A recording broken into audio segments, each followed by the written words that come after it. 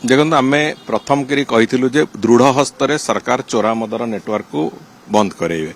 तेणु से दृष्टिकोण को आखि आगे रखिकी अबकारी चढ़ऊ चली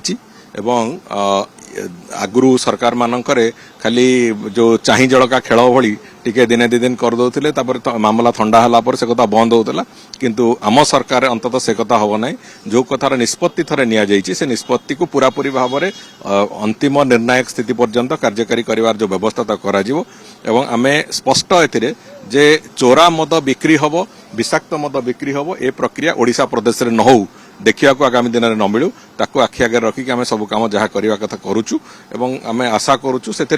जो माने भी